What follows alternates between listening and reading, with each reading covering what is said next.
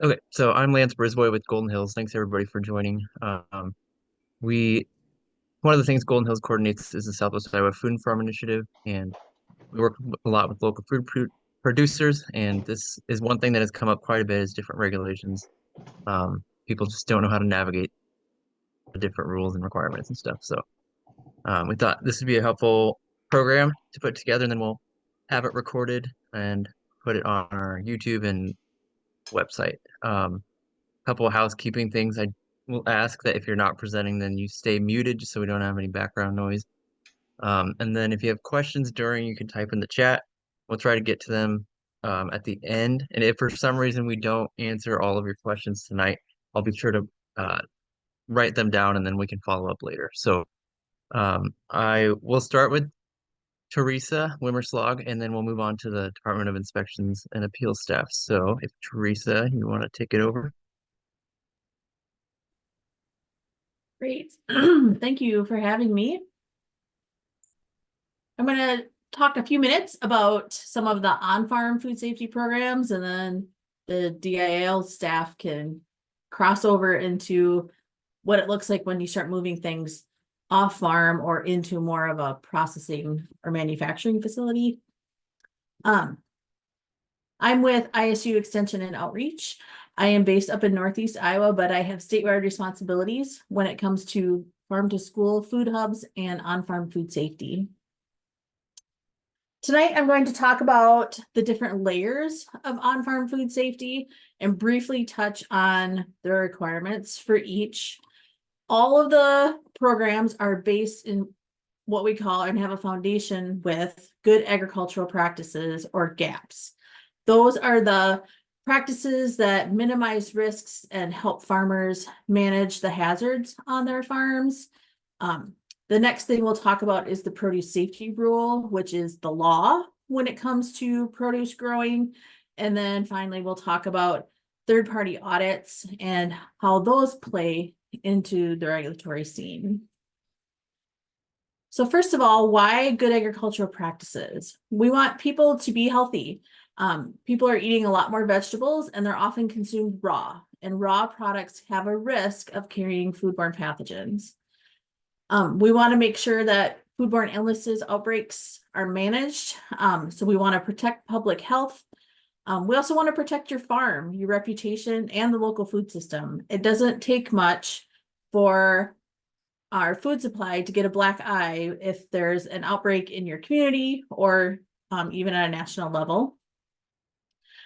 And good agricultural practices also help make your business better. It's good for your overall farm efficiency and profitability. It may open up some new markets for you. I'm sure all of the speakers tonight will reiterate this, but since I'm first, I threw them in.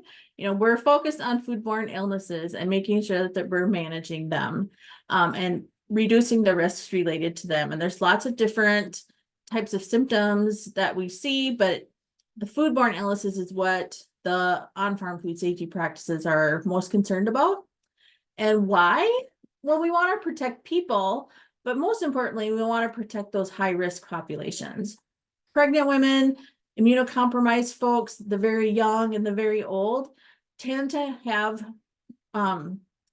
weaker immune systems, and we don't want to present opportunities for them to get sick from their food. If you start thinking about where you're wanting to develop your markets for your products, are you selling to schools? Are you selling to preschools, nursing homes, hospitals?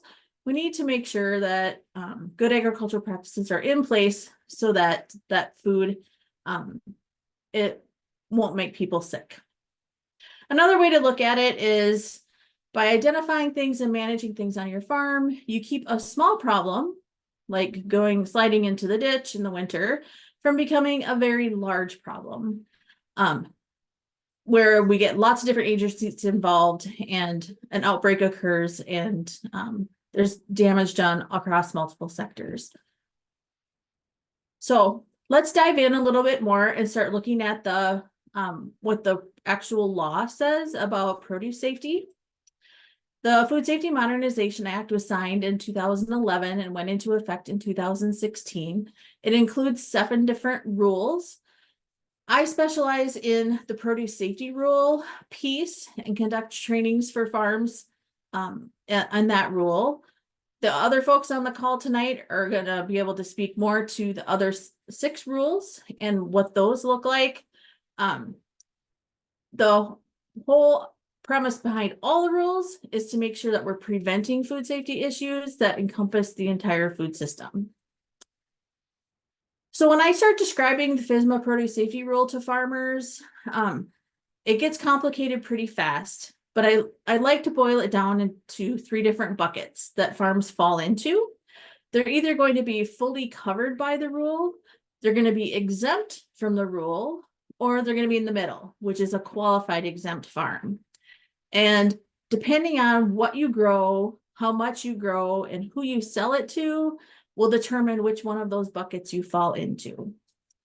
If we look at what the rule says for covered farms, for covered produce, there are exclusions related to foods that are rarely consumed raw. If you only grow sweet corn, that is one of those exempt crops, and the rule won't apply to you. There's also exemptions related for personal consumption, or if your product goes into a processing step. That all dictates where farms fall. In Iowa, we tend to see a lot of farms in the exempt category. They don't sell enough produce in order for the law to kick in, or they're in that qualified exempt category because they have really strong direct-to-consumer markets, and that's the majority of their sales. We do have about 30 to 40 covered farms in the state, and those tend to be the farms that are mostly doing wholesale business. So the quickest way to find out if the rule applies to you is to download the flowchart available on the FDA website. It walks you through all of those steps. And the best way to learn about the rule is to attend produce safety training offered by ISU Extension. We offer 3 to 6 trainings per year, both remote and in person. And at the end of that, you get a certificate of completion, which verifies that you've met the requirement of the rule for one person from that farm to have attended an approved training course. The FSMA produce safety rule training focuses on the different sources of contamination, people and animals, soil and water, and then all the places where cross-contamination happens through buildings, equipment, and tools. And each module of the day goes through the different risk assessment pieces for looking at your operations on your farms. So how do you implement practices, monitor, correct them, and keeping records?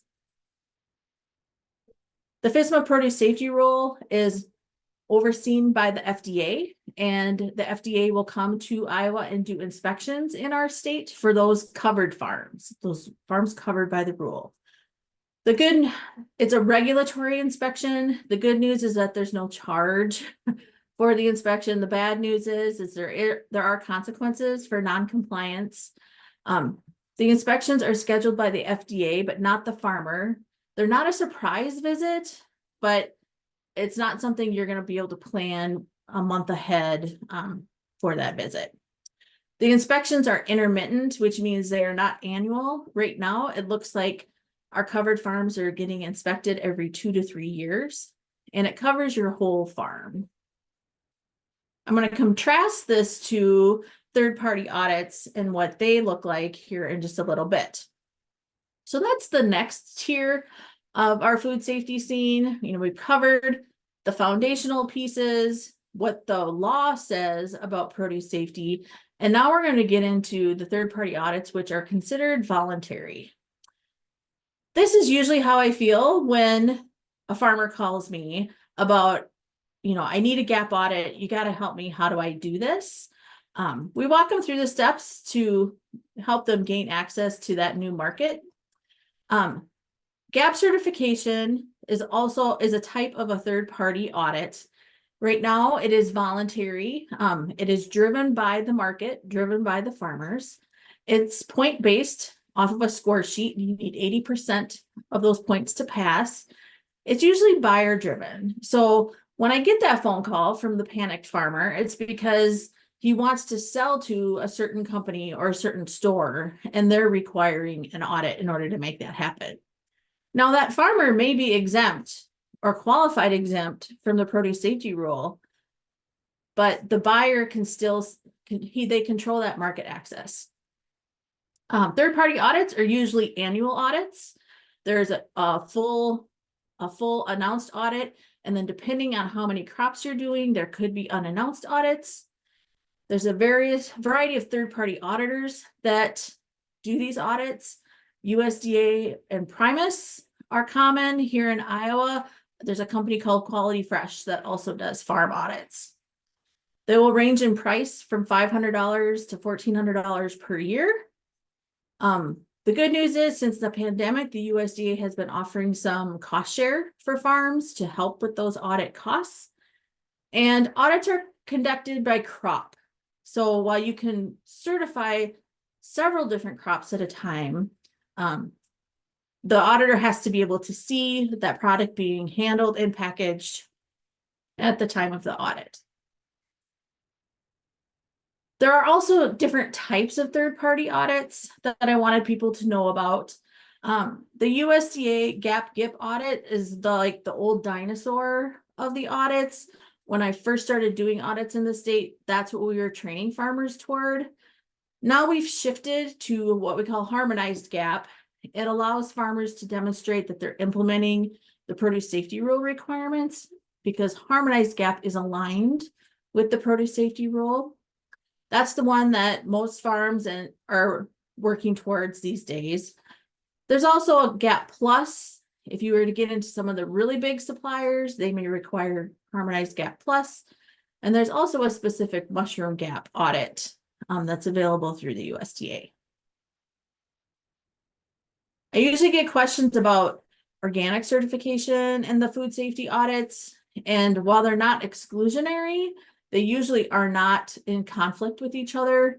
And a lot of times the record keeping that a farm is doing for their organic certification can also do double duty as record keeping for their food safety certification.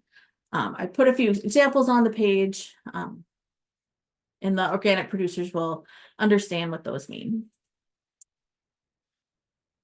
The best thing that a farm can do to get themselves prepared for a regulatory visit or a third-party audit is to create and implement a food safety plan on their farm. Food safety plans are usually just a binder of information that includes your farm maps and policies, SOPs, records, contact information, traceability information. It's all in one spot, and it outlines how the procedures work on your farm. Depending on what your goals are, some records are going to be required by FSMA or by GAP. But it's all be determined by what your status is for your farm.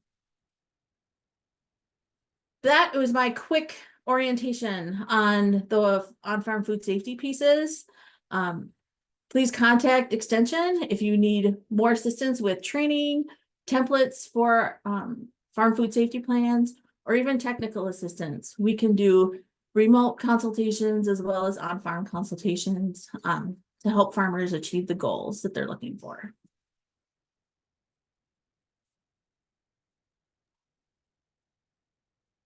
Thanks, Teresa. Does anybody have any questions right now?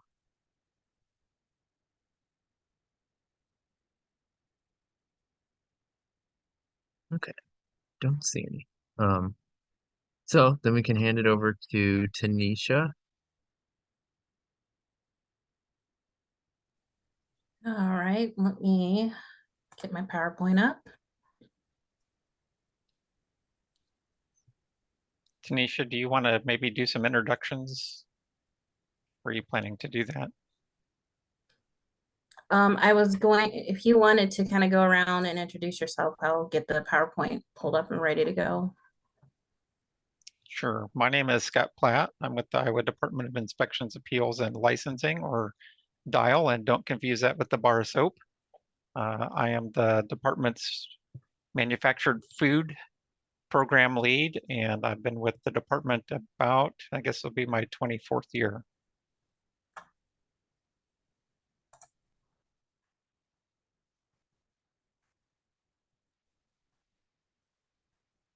I'll All go right. next. Thanks. So my name is Julie Kraling, and I'm also with the Department of Inspections, Appeals, and Licensing. So I am the retail food program lead. So I deal with food that is directly to the end consumer. So restaurants, grocery stores, those types of facilities. And I've been with the department for almost 18 years.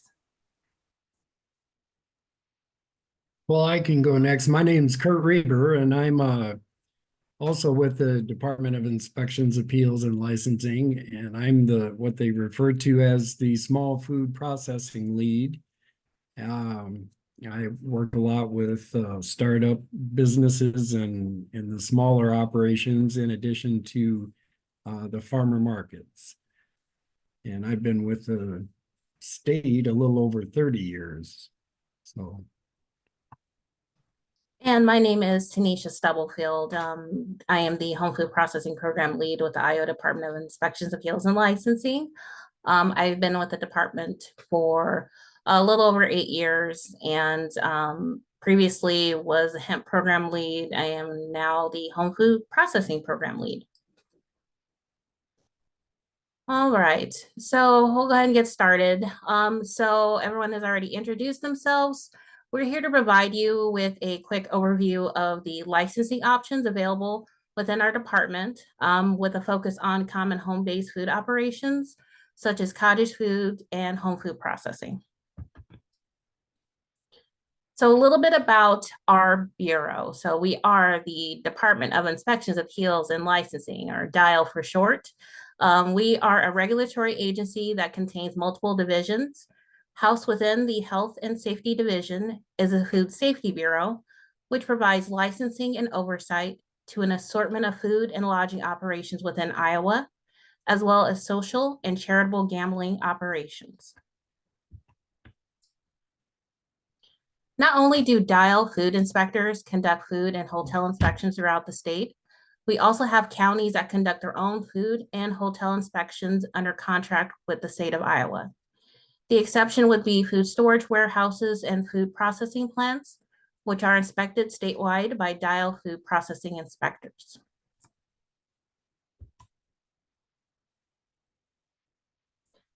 So a common question is, when is a food license needed? Whether an individual or entity is required to obtain a food license is dependent upon what they are wishing to produce and sell, and if they meet the definition of a food establishment or a food processing plant. If they do, then a license would be required. And the type of the license would depend on how they are wishing to operate. However, there are some licensing exceptions. For example, nonprofit organizations operating once a week on their premise.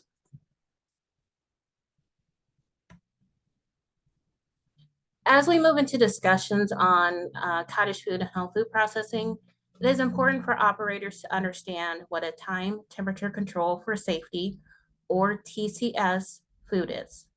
Whether a food is TCS or non-TCS is the key in determining if a food may be produced as a cottage food and exempt from licensing and inspections, or will require food licensing and inspections to produce either as a home food processing establishment, retail food establishment, or a food processing plant establishment.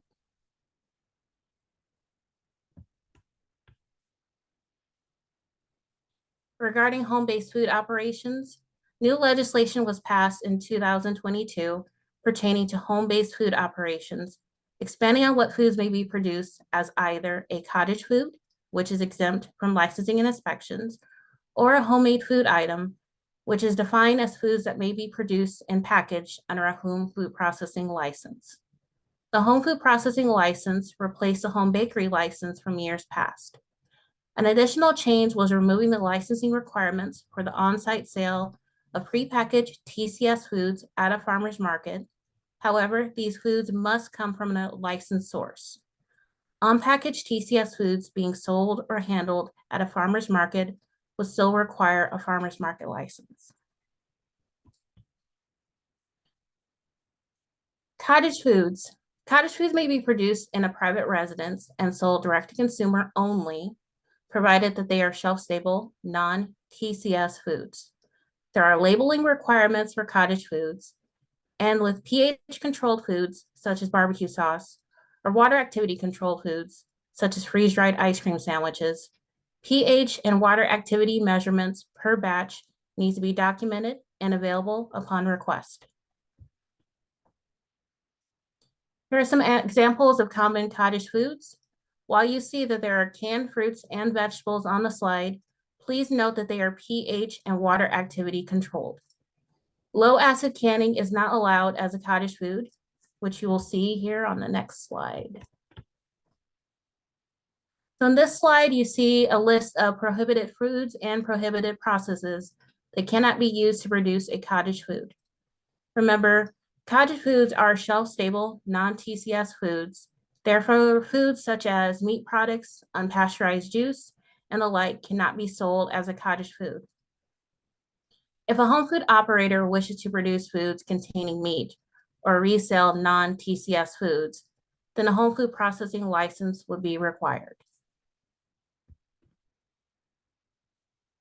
Home food processing establishments, or HFPEs for short, are licensed establishments located on the premise of the operator's residence. You may hear us refer to it commonly as homemade food items. And again, homemade food items are the food items that are allowed to be produced under a home food processing license and are defined in Iowa Code 137D and the Administrative Code 481, Chapter 34. Similar to cottage foods, there are labeling requirements and records that are required to be maintained to demonstrate that the operator has control over the food safety hazards in their establishments. There are also training options available to ensure that the operator has a thorough understanding of food safety principles as required by the regulation. This slide provides examples of some common homemade food items that home-based food operators may produce. Please note, acidified foods or low-acid canned foods are prohibited in a home food processing establishment.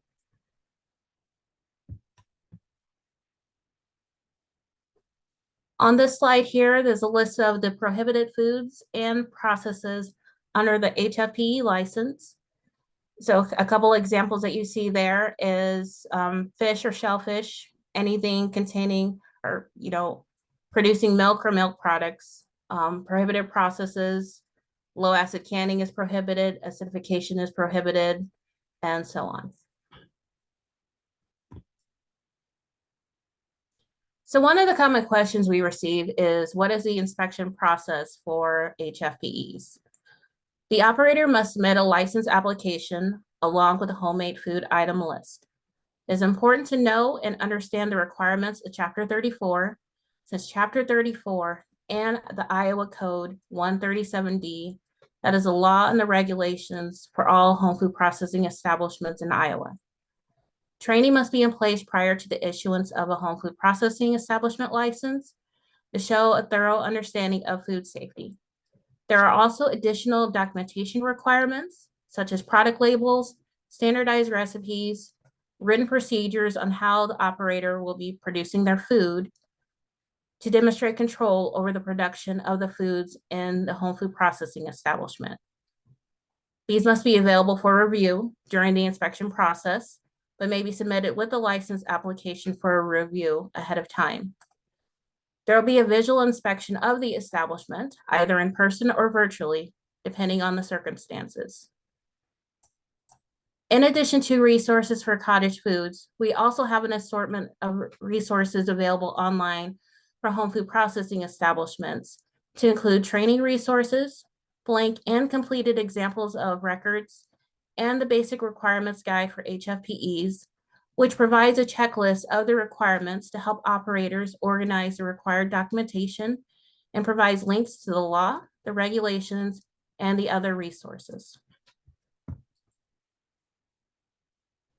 A little bit more about our online resources. We also have an 8-page spreadsheet listing out common foods produced in a home-based food operation, which provides clarification on what foods can be produced as a cottage food, a homemade food, or if a commercial license is needed, such as a retail food license or a food processing plant license. The resources available online, in addition to cottage food and home food processing, does cover all of our other program areas.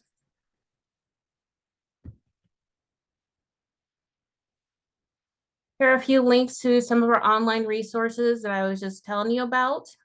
These resources will help you determine the licensing that you would need, the requirements specific to the license type, and also there are links to the Department of Agriculture for some other home-based or farm-based operations covering dairy, meat, poultry, and eggs.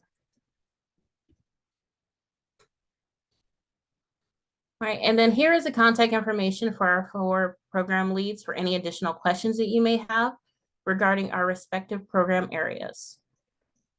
And that's all I have. Thank you so much.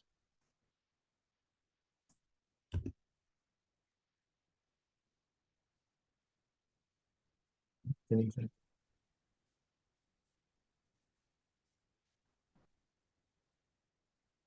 Does anyone have any questions?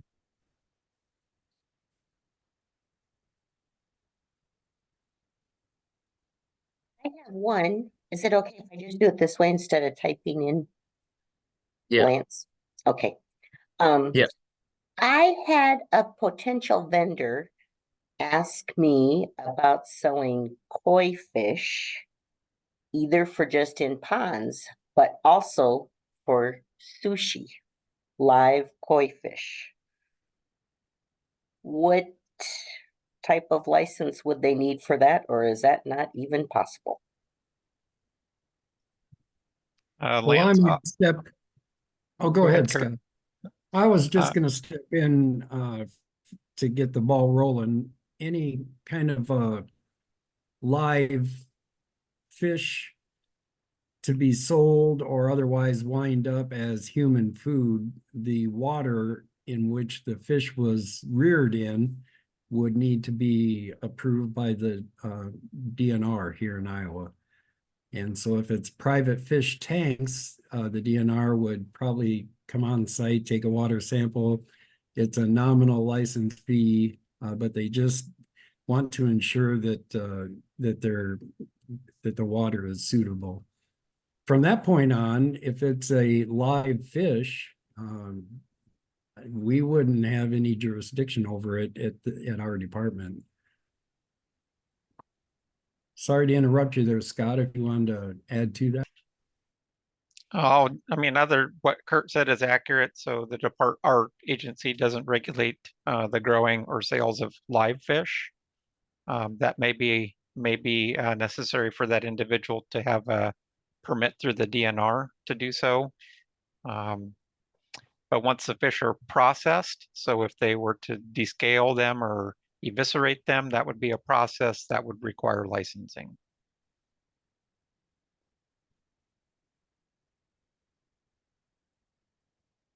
I hope that answered your question, Kathy.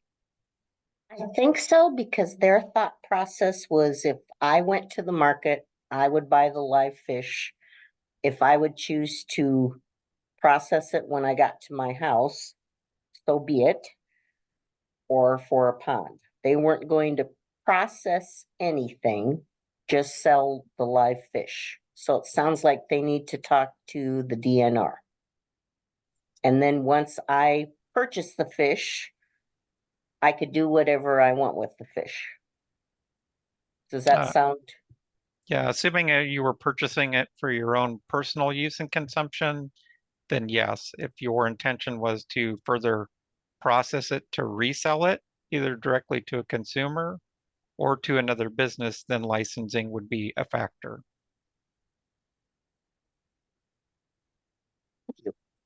I'm going to guess you never thought you'd have that question tonight. Well, let us know how it turns out, Kathy.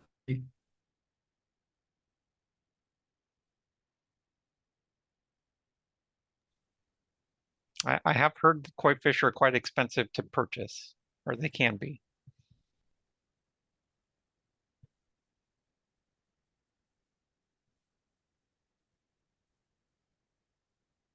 Lance, I know that And then you email you all the questions that we had gotten ahead of time?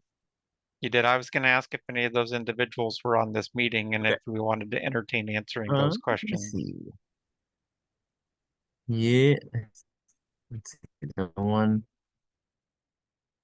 I know that Tyler did have a question about salad dressing.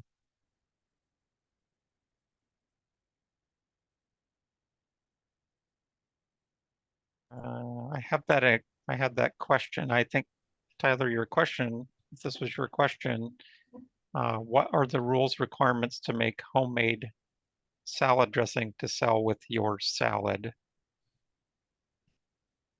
So maybe more of the broader picture is needed here to determine what the specific licensing requirements might be.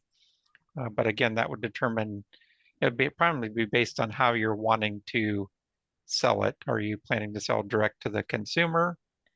Or are you thinking about selling to another entity such as a restaurant, a convenience store, a grocery store, a gift shop, etc.? So the current dressings that I was thinking of using, both my siblings have restaurants, and my brother has several popular salad dressings, and they do sell them wholesale from the restaurant. Our customers will come in and bring a pint jar and buy a little bit of salad dressing. And I've been doing the greenhouse thing for a while on the side, but I've always liked the idea of trying to put together a salad or offer those salad dressings because they're unique and very popular. And I just thought, what would be some of the steps to find a way to incorporate that, to include them in a packaged salad to sell like directly to customers?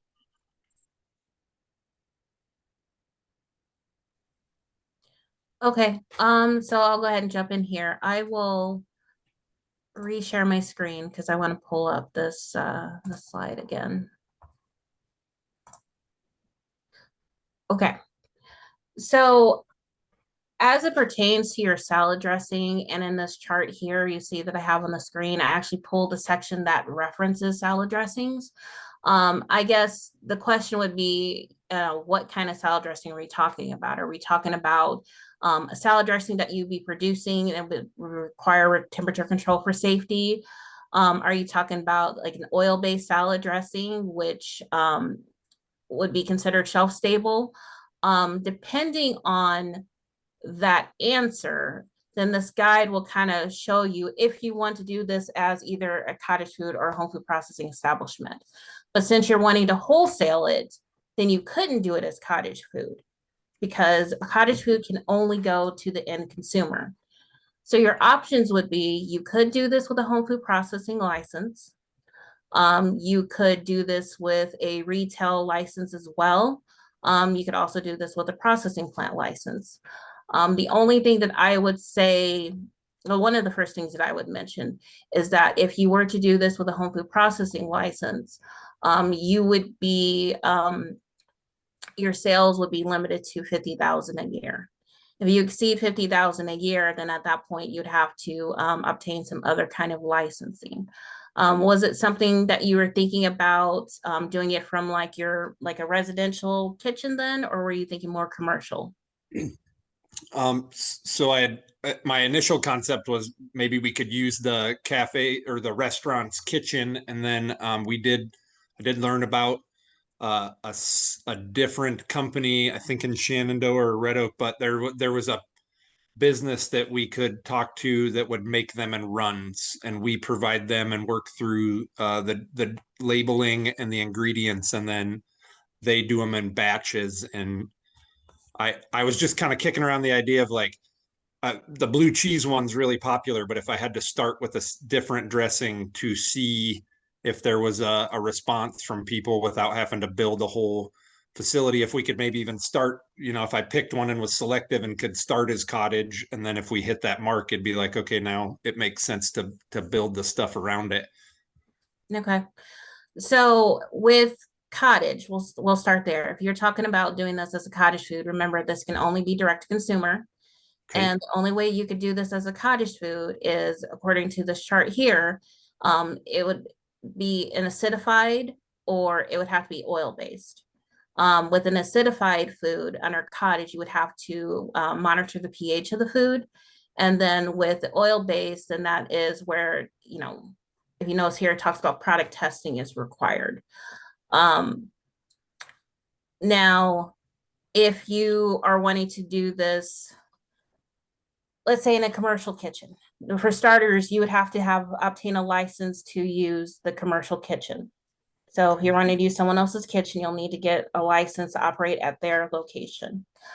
Because licenses are issued to the owner or the operator of the business. And again, there's still the option for doing this under home food.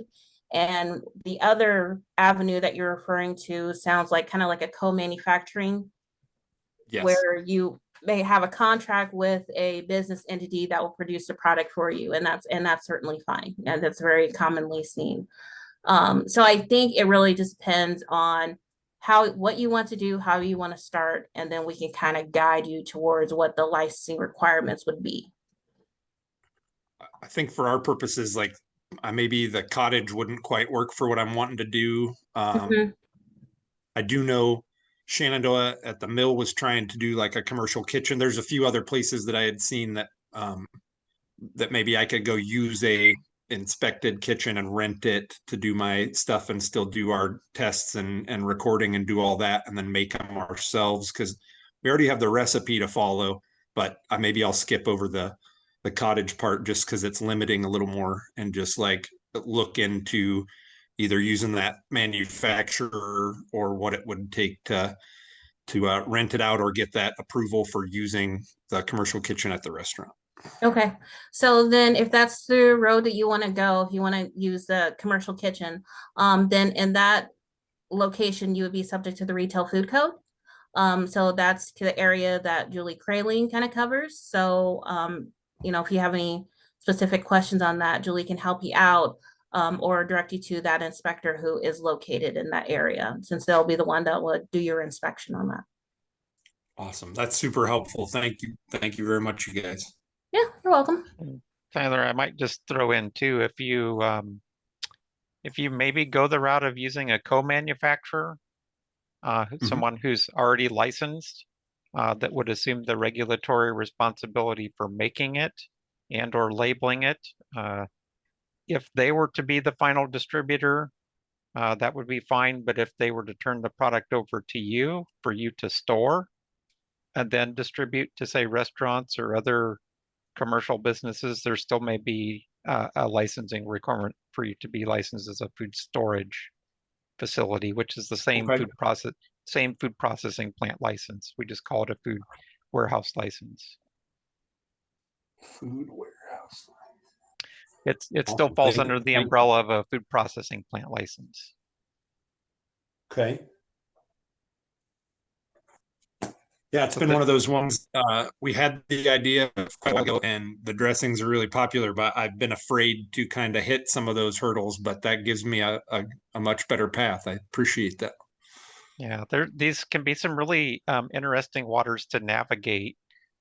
As you can see, a certain food product you might be able to make in your home and sell as a cottage food, but you might also make that same product and then offer it for sale to a business, right? And so for the department, what really becomes important for us in discussions with you as the operator is determining how you want to sell it and what you have to sell, and then trying to figure out which of those those license categories that you fall under, because while they all have a lot of similarities, they have their own unique requirements, right? And so to really send you down a path of success for complying with regulations, we need to figure out what license type is going to be best or most suitable for your business model or what you're trying to pursue. And along those lines, Tyler, tell us more about your sauces. Do they all require refrigeration, or are some of them shelf stable? It's a great question. I haven't made the dressings in a while, and I'm very much not the chef. The ones that stuck out to me was we have a very popular blue cheese, so I don't know if that is considered. They're all refrigerated, but they have a couple of vinaigrettes. I don't know if that would qualify as shelf stable.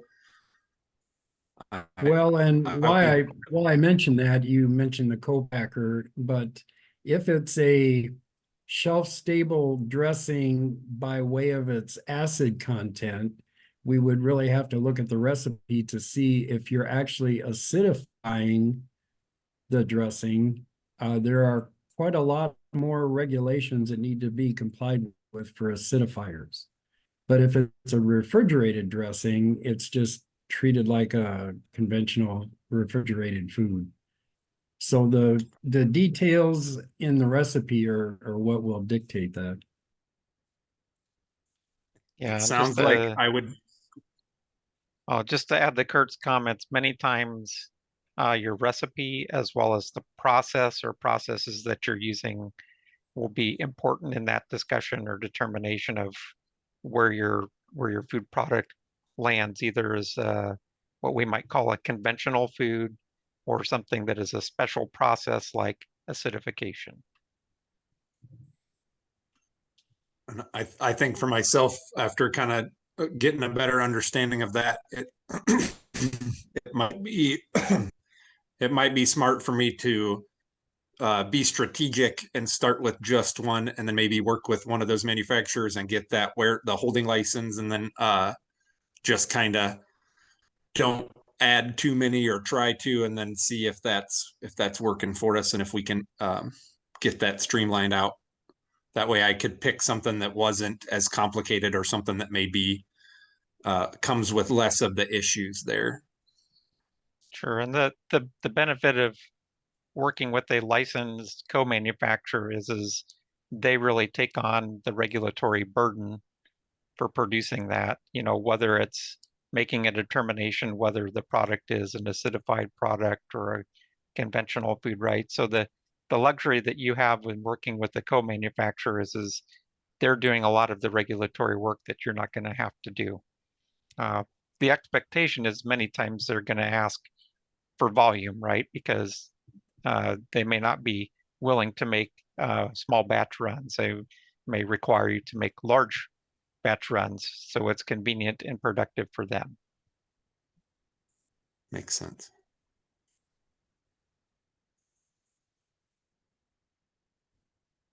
Well, that gives me a ton to think about and very good information, you guys. And Tyler, I'm sorry, did you say that you were thinking about making salad dressings and salads? So my greenhouse does we do leafy greens, and I have never done it, but I had seen a couple other people, and I've always had the idea of I wanted at the markets to be able to sell a full salad that had the dressing and a fork, like a walking salad. But we kind of, because of all the regulations and everything else with that, we have never tiptoed into it. But I've always had it in the back of my mind. So I thought while I had all you here, I could get some good details on things to avoid or a direction to go to maybe get that eventually.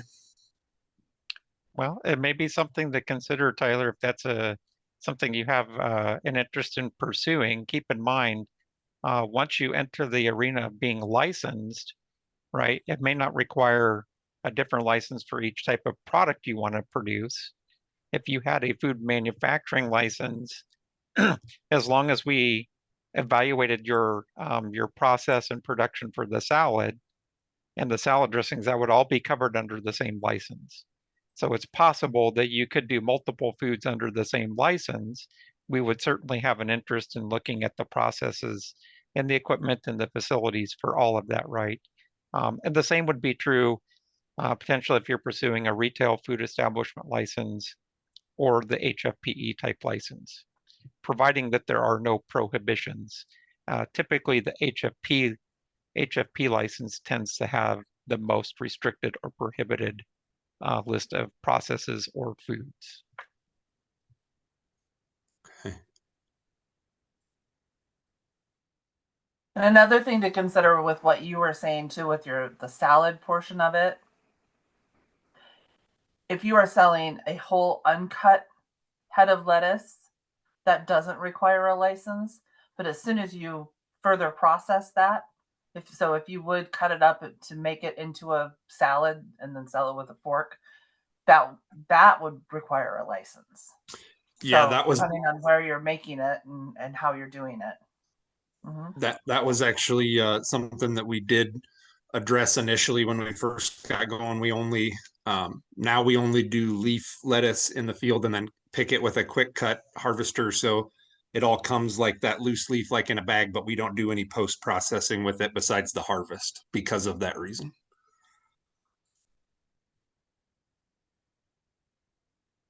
And we do that with all our grains.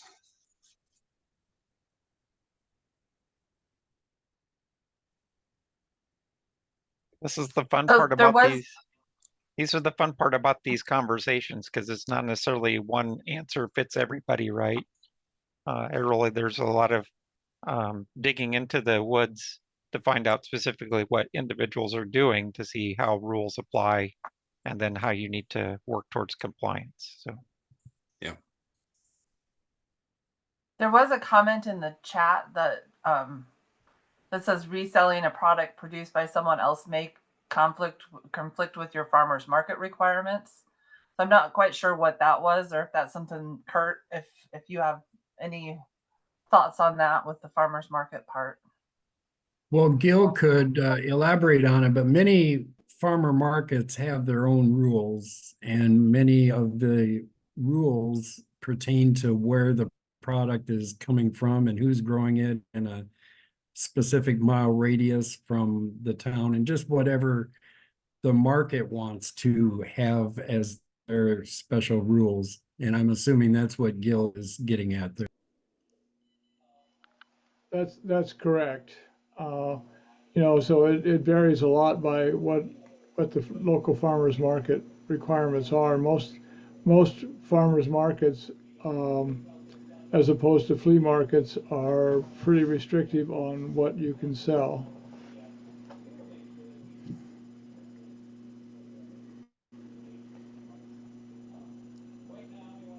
Does it matter if like say they have that recipe, but I could still if I was going through, especially with the manufacturer and not doing it myself, but making the batches or getting them in that way, I think it would be possible to have him create a new one like for me. So I think it could still be like our product, even though they're using their dressings in their restaurant, because he doesn't, they just have it in house there instead of like available, and the people just started bringing in the pints and stuff. So it was one of those things of I thought I just like that idea of having a not a proprietary, but like a unique dressing that would help benefit the salad. And that was sort of one of the, but not to skate that issue or try to resell someone else's product. Yeah, well, it'd be something just to discuss with your farmers market people. I mean, it varies, and some of them are more strict, some of them are extremely strict, some of them are very loose, and so, you know, and there may be contingencies that they will allow you to do what you want to do, but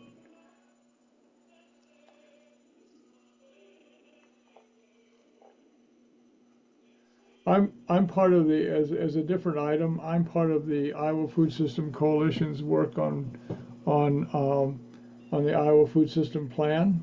And among the kinds of things we're talking about is trying to increase local local and regional food here in Iowa.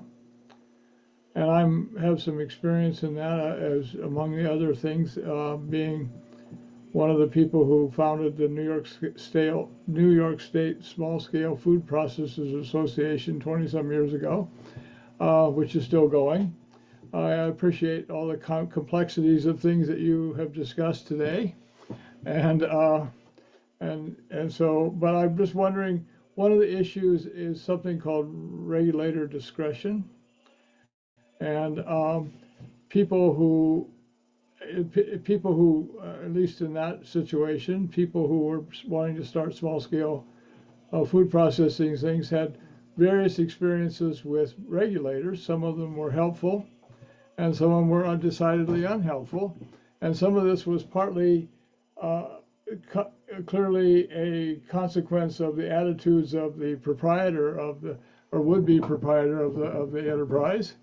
So I just kind of wonder what kind of orientation IDOLS has with regard to helping these people get started because with all these complexities that you talked about, it's kind of a nightmare for many small scale food processors. And if we're going to have those, we clearly don't want unsafe food. And at the same time, if it's impossible to start a business, then so I just sort of was wondering about your orientation toward that sort of small scale startup food processors.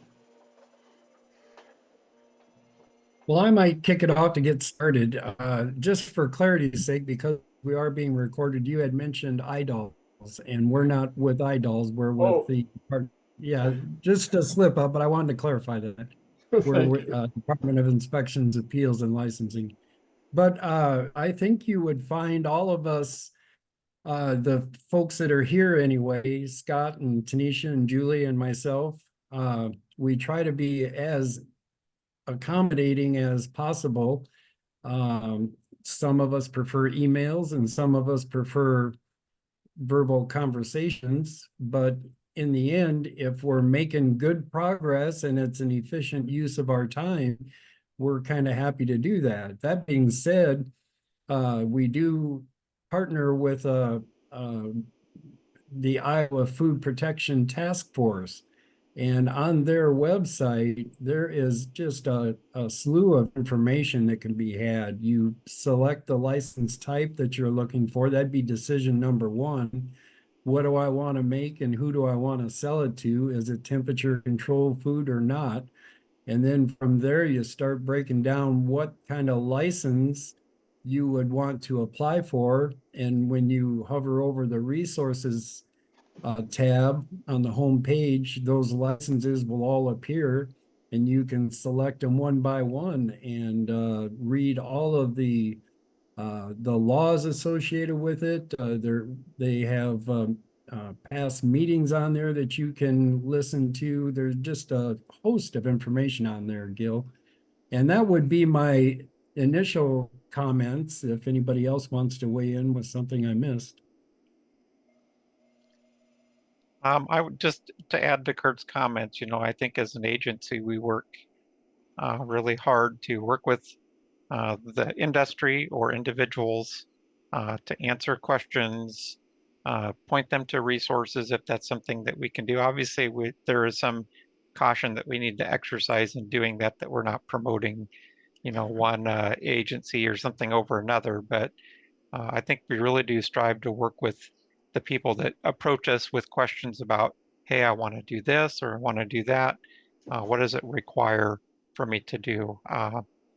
And I totally get that comment about maybe there being some inconsistencies, right, with individuals. We certainly know that that is going to happen.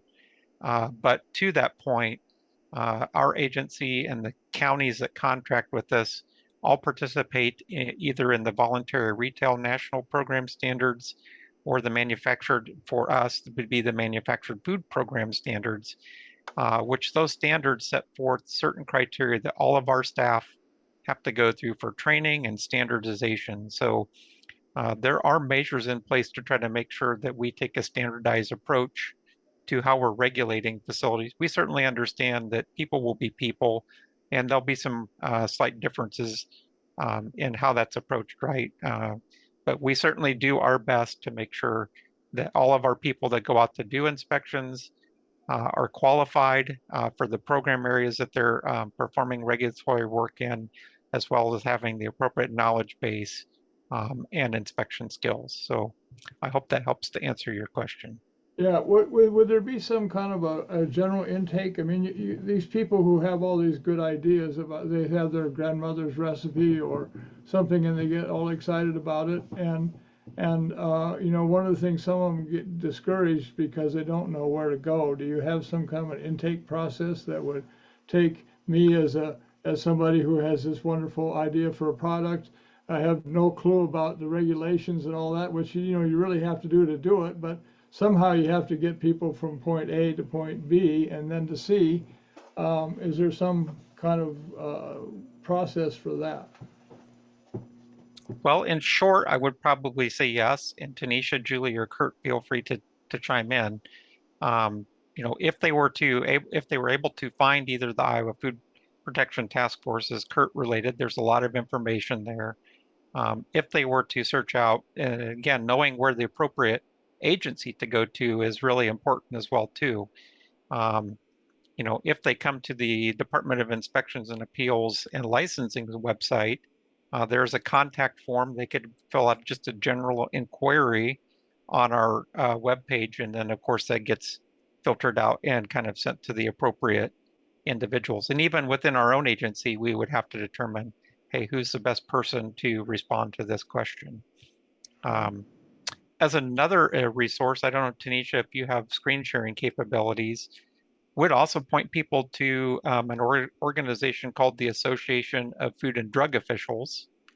And on their website, or AFDO, AFDO.org for short, they maintain a list of state and local regulatory officials. So the way that website works, if you visit that directory of officials, it's laid out in a 50-state map. You can click on the state, and then the state gives you a list of different regulatory individuals within that state in different program areas. So that can be a great tool and a great resource for individuals that are looking for information, or say a correct department or agency to get information from. I just want to jump in on that too and put a plug in for the USDA Regional Business Center that is coming online. They are going to be able to offer assistance on the business side of that idea. You know, they'll eventually connect to the regulatory side and the permits and licensings that are needed, but to put together a business plan and what are the things you need to think about to start a small manufacturing business like that is something that the business center can also help with. There'll be also some grant funding available to help some of those startups and help with some of that planning. And Gil, maybe something that's important to mention here that's missing from this equation that's kind of unique to Iowa. So within the state of Iowa, you have at least three agencies, depending on how you look at it, at least two agencies that have regulatory responsibility for human foods. You have DIAL, and you also have IDALS, right? And within IDALS, you have a program for meat and poultry, and you have a program for dairy. And so that's kind of makes Iowa unique in that aspect, that not all of our food safety programs are housed under one regulatory agency. Whereas some other states, that might be the case. Even though they may have smaller divisions, it might be one-stop shopping, right? You go to the Department of Public Health or Department of Agriculture in another state, and all of their food safety programs are under one umbrella. That is not the case here in Iowa. So I think that complicates matters too. But our agency does work fairly closely with the Meat and Poultry Bureau as well as the Dairy Control Board. And when we get questions that don't belong to us, we filter those over to those people and vice versa. So I think we have very good line of communications with those agencies, to include FDA, maybe not as much so with USDA, but we do have points of contact even for USDA. So if there's something that is kind of outside of our arena of regulatory jurisdiction, we would work to channel them or funnel them to the appropriate individual or agency. And if all else fails, Gil, give me a call. We just like to know that you've tried your best to find the information on the Iowa Food Protection Task Force and everything else that has been said, but I take a fair number of those calls too, just if nothing else, just to help them get pointed or get to the next step. No, I agree. You've been very helpful. You know, you were out in Cass County here a year or so ago, gave a talk on food. I can't remember exactly all the details, but it was very well done. So we do appreciate that. Well, we appreciate hearing that. And, that's another really good point. We have been for several years now putting on a fair number of public meetings, farmer market workshops, call it whatever you want. And that's where a lot of people, I never cut those short. I'll stick around till the last person leaves. And that's where a lot of people go to try to interact with other peers in their food group or get answers from the regulators. So. No, that's a very helpful thing. I do really appreciate that. I thought the one out here was a farmer's market one, and so it was really well done, I thought. So thank you. We appreciate the kind words. There are more and more every year, it seems like. Siouxland District Health Department's planning one toward the end of the month. And they're just peppered out throughout the state all spring here.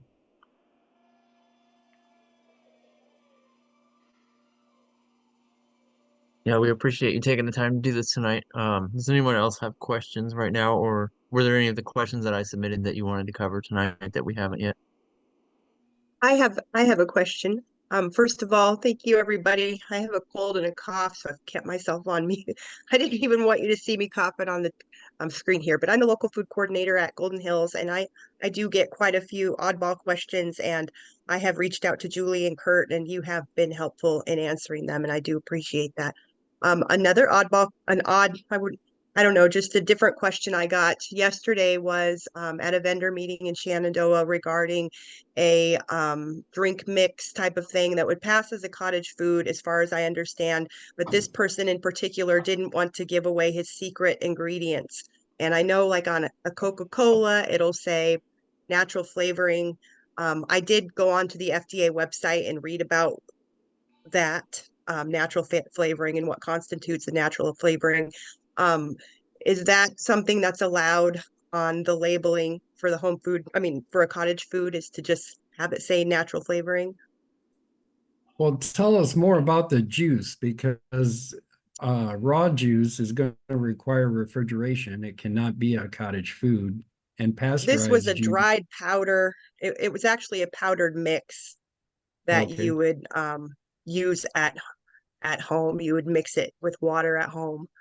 And maybe it wouldn't be a cottage food. I don't actually know a whole lot about it. He didn't want to disclose all that, but it was like powdered, probably like nettle or spinach or something like that, powdered beets, that kind of thing, and natural flavoring, which he said made it taste really good, but he didn't want to give away it. Well, if you recall, originally there was cocaine in Coca-Cola, so no Right. wonder they don't want to disclose the ingredients. Yeah. And so the way the law is written, it is that all ingredients are to be on the label.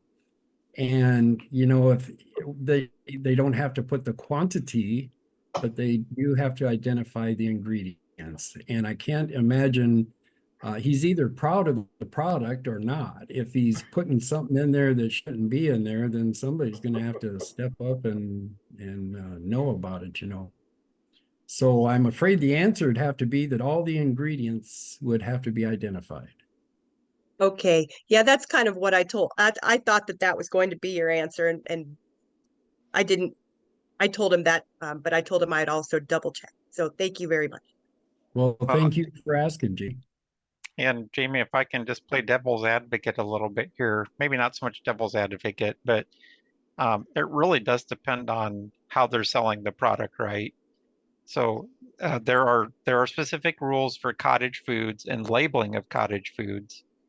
So I would encourage that individual to look at the cottage food labeling requirements, right? If it's labeling or if it's a food product that's produced under a license, such as a retail license or a food manufacturing license, then within those two regulations, there are specific requirements for labeling. And so I think the example that you gave, if they wanted to, and the question I think that was presented was if they wanted to use the terms such as like spices, flavor, or natural flavoring, all right, for foods that are done under a retail license or a food processing plant license, there are certain cases where those terms can be used, but it would have to meet all the criteria for that term to be used. And that's the short answer, right? It can get more complicated than that. But cottage foods are kind of their own niche because they're not regulated, even though within the cottage food rule, there's a requirement for those to be labeled. And for home food processing, for homemade food items, it is by statute where it says that the product, so that homemade food item, the label does have to have the ingredients and the sub-ingredients listed. So here again, we go back to the license type, and the regulation that applies is in many cases is going to dictate or drive the labeling requirements for that food product. Okay, yep, that makes sense. And I'm going to pass this recording off to him too, so he can listen for himself as well. Thank you.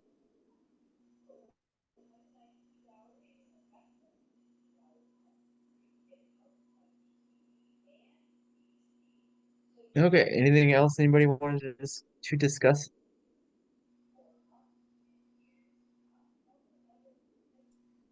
Nance, I was going to say, Well, I thank think you we all for had, joining. maybe Yeah. 4 or 5 questions, but I think some of those were incorporated into Tanisha's presentation. So it doesn't look like. Yeah, and then I can just, if I get more, I'll just send them your way, and I'll send them your contact information and the recording for this too. Absolutely. Great. Well, thank you all for joining. You're welcome. Thanks for having You're us. welcome. Thanks for Later. having Thank us. you for Yeah. all the information. Yeah, thank Thank you. Sure, you, you're very welcome. folks. Yep. Feel free to reach out to me with any questions. Thank you. Thanks.